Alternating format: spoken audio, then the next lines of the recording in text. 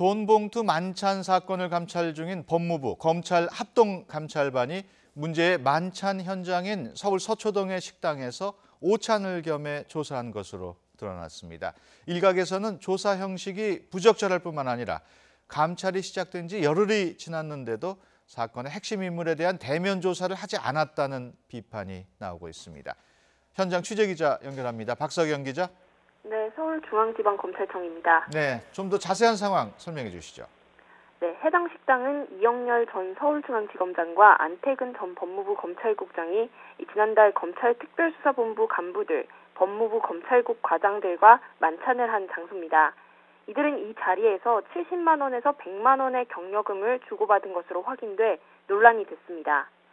지난 22일 법무부 검찰 합동감찰반은 중요 감찰조사 대상인 이 식당에 찾아가 현장 조사를 진행했는데요. 감찰반 관계자들은 점심시간에 맞춰 식당에 찾아가 조사 도중 식사도 하고 온 것으로 확인됐습니다. 새 정부 출범 이후에 터진 이 사건으로 검찰개혁 논의가 가속되고 있는데요. 이런 가운데 법무부와 검찰당국이 식사하면서 현장 조사를 한 것은 엄정한 감찰과는 거리가 있다는 지적이 나오고 있습니다. 이 감찰에 임하는 기본 태도에 문제가 있다는 겁니다. 이에 법무부는 당시 현장 조사를 나가서 식당 관계자를 통해 예약 기록과 만찬 비용 결제 전표 등을 확보했다면서 의혹에 반박했는데요. 다만 식당 관계자들의 항의가 심해 자연스럽게 물어보는 등 효율적으로 조사하는 과정에서 식사하게 됐다고 해명했습니다.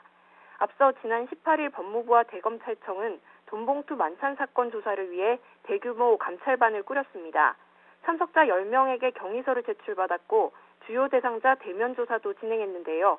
하지만 구체적인 진행 상황이 외부에 알려지지 않아 깜깜이 감찰에 대한 비판도 들리고 있습니다.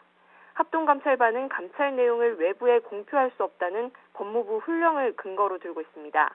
그러나 이미 대상자와 주요 의혹 사항이 드러났기 때문에 설득력이 부족한 상황입니다. 또 감찰이 시작된 지 열흘이 지났는데도 의혹의 핵심 인물인 이 전 지검장과 안 전 국장에 대한 대면 조사는 아직 진행되지 않은 것으로 알려졌는데요. 이 때문에 감찰 속도가 더디고 그 과정도 불투명하게 진행되는 것 아니냐는 지적도 제기되고 있습니다. 지금까지 서울중앙지검에서 YTN 박석영입니다.